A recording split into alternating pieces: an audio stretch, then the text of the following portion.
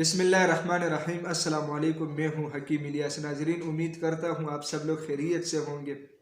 नाजरीन, आज का जो हमारा टॉपिक है वो है रमज़ान में एहतिलाम के हवाले से।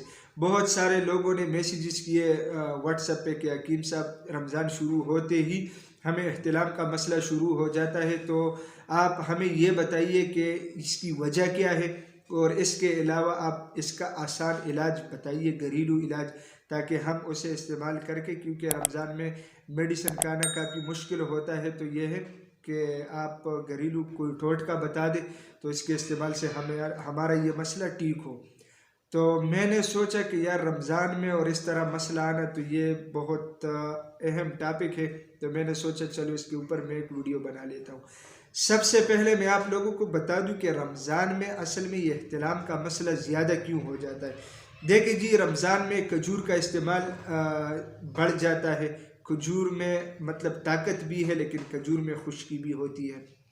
इसके अलावा जितने भी चटखारेदार अशिया है, पकोड़े, समोसे, इसके अलावा जो मतलब खाना हम खाते हैं, तो जो सालन वगैरह, तो वो भी आम रूटीन की तरह नहीं होता, वो भी चटखारेदार टाइप का बना होता है। तो इन चीज़ों के इस्तेमाल से जिस्म में खुश्की और गर्मी बढ़ जाती है, जिसकी वजह से नौजवानों को एहतिलाम का मसला आना शुरू हो जाता है।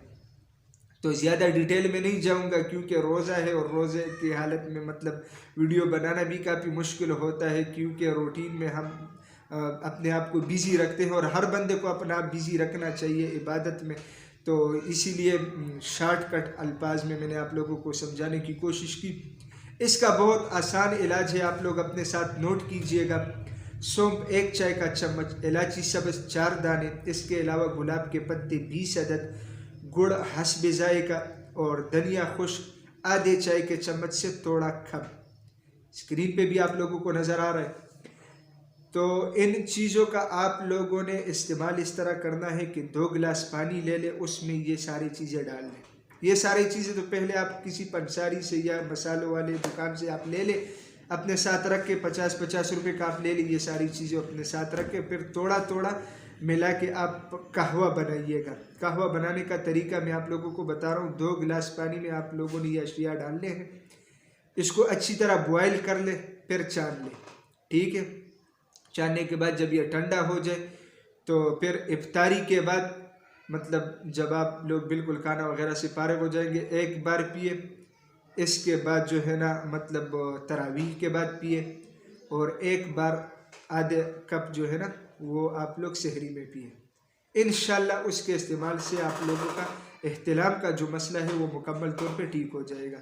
एहतिलाम के लिए इससे बेहतरीन इलाज कोई नहीं है, तो आप लोग इसे इस्तेमाल कीजिए, इंशाल्लाह आप लोगों का ये मसला ठीक हो जाएगा। नाजरीन, मैं उम्मीद करता हूँ आप लोगों को आज की ये वीडियो पसंद आई होगी। दूसरी नोट करने वाली बात यह है, अगर वीडियो के दौरान मैंने कुछ गलती की हो तो उसे दरगुजर कीजिएगा। आप लोग कमेंट्स में भी पूछ सकते हैं, क्योंकि रमज़ान है, तो रमज़ान में फिर बंदे का दिमाग इतना एक्टिव नहीं रहता। तो इंशाल्लाह मिलेंगे नेक्स्ट टाइम एक नए टॉपिक के साथ। तब तक के लिए मुझे इजाज़त दीजिएगा। अल्लाह।